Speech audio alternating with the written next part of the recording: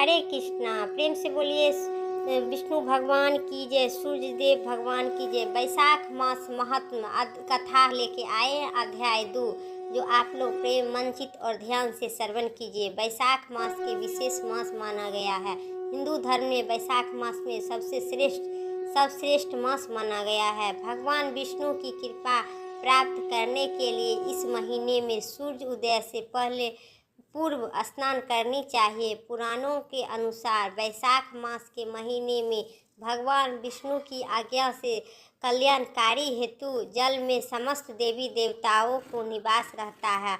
जो व्यक्ति रोगी और व्यागी है तो आप सूर्य उदय से पहले स्नान करने से आपके समस्त दुख पीड़ा दूर हो जाएंगे।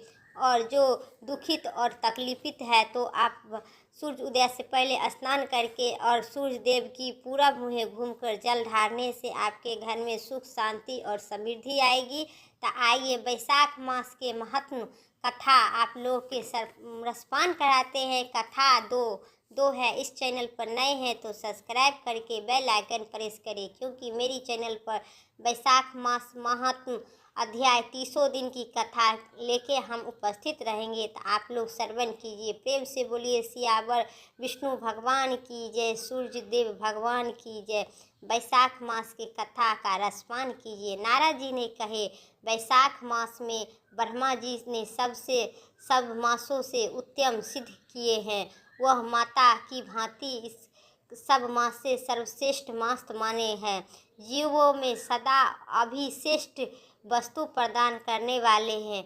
धर्म यज्ञ किए हैं और तपस्या का सारा संपूर्ण देवी देवताओं द्वारा पूजित किया है। जैसे विद्याओं में वेद विद्या, मंत्रों में प्रणव, वृक्षों में कल्याण वृक्ष, कामधेनुओं में कामधेनु, देवताओं में विष्णु, वर्णों में ब्रह्मा प्रिय वस्तु का प्राण है। नदियों में गंगा जी, तेजों में सूर्य, अस्त्र शस्त्र में चक्र और धातुओं में सुवर्ण, वैष्णवों में शिव तथा रत्नों में कामधेनु का उसी प्रकार धर्म है। वैशाख मास का धर्म साधक भूत महीनों में वैशाख मास सबसे श्रेष्ठ मास है। इस संसार में इसके सम्मान भगवान विष्णु का प्रसन्न करने के लिए दूसरा कोई मास नहीं है। जो वैशाख मास में सूर्य उदय से पहले स्नान करता है उससे भगवान का विष्णु का निरस्कार प्रीति करता है, उस पर भगवान विष्णु की कृपा प्राप्ति होती है। तो वैशाख मास उससे भगवान का जीवों में वैशाख मास का प्रातः काल जो जल में स्नान नहीं करता है, हे राजन, बाहर से जल में ही सतदेव स्थित रहते हैं। भगवान विष्णु की आज्ञा से मनुष्य का कल्याण करने के लिए सूर्य उदय से लेकर 6 दंड के भीतर तक वह मौजूद रहते हैं। भगवान विष्णु तो वैशाख मास के समान कोई मास नहीं है। सतयुग के समान कोई युग नहीं है।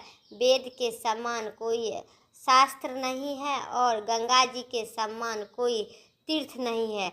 जल में समान कोई दान नहीं है। खेती के समान कोई धन नहीं है।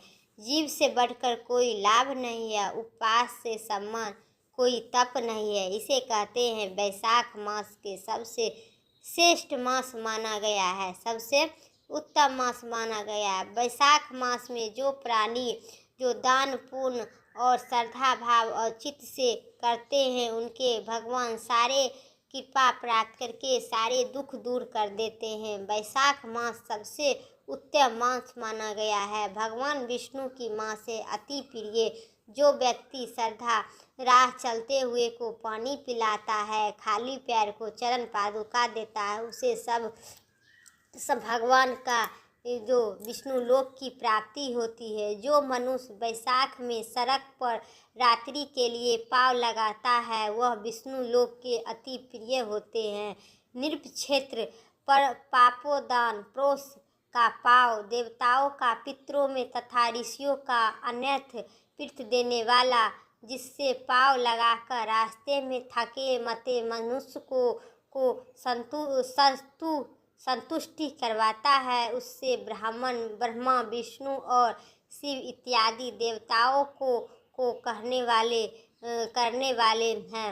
हे राजन, वैशाख मास में जल की इच्छा करने वाले को जल, छाया का इच्छा चाहने वाले को छाया और छाया रहने वाले की छाता देनी चाहिए और पंखा का इच्छा रखने वालों को पंखा देना चाहिए। हे राजन, जो प्यासे को पीड़ित को महत पुरुष के लिए शीतल जल प्रदान करता है, वह उतने ही मात्र से हजारों यज्ञ की फल प्राप्ति करता है जो मनुष्य करता है। धूप और परिश्रम के पीड़ित ब्राह्मणों को पंखा डोलाकर हवा करवाता है, वह उतना ही मात्र से निवृत्त होकर भगवान विष्णु की पदलोक जाता है। जो मार्ग से थके हुए सर्वश्रेष्ठ द्विज वस्तु से ही हवा करवाता है, उतना ही मुक्त से भगवान विष्णु की प्रिय लोक होता है। षष्ठ प्रातः जो शुद्ध चित्त से तर्थ से वह पंखा देता है, वह सब पापों का नाश करके ब्रह्मलोक में प्राप्ति होती है। जो व्यक्ति जो विष्णु प्रिय वैशाख मास में पादुका दान करता है, वह यमदूतों को तिरस्कार करके विष्णु लोक में जाता है। जो मार्ग में अनाथे के ठहरने के लिए विश्रामशाला बनवाता है, उसके लिए पुण्य फल का वर्णन नहीं किया जाता है। तो माध्य में आए हुए ब्राह्मणों का, अतिथियों का यदि कोई भोजन दे दे तो उसके फल का आनंद ही फल प्राप्त होती है वैशाख मास में। हे राजन, मैं अन्य दान मनुष्य का ताकत तीर्थ करवाने वाले को, इसलिए संसार में अन्य से समान कोई दान नहीं है। जो मनुष्य मार्ग से थके हुए हैं, नहीं जा सकता है, उसे अन्य दान वह माता पिता यदि का भी विस्तार करवाता है। इसलिए तीनों लोक की निवासी अन्य दान ही है करवाता है। माता पिता और केवल जन्म से ही हेतु पर जो अन्न देकर पालन करता है, वह मनुष्य पुरुष इस लोक में जो उस लोक में पिता कहलवाता है। प्रेम से बोलिए सियावर विष्णु भगवान की जय, सूर्य देव महाराज की जय। कथा अब समाप्त हुआ। दूसरी अध्याय कल उपस्थित होंगे, तीसरी अध्याय कथा लेके।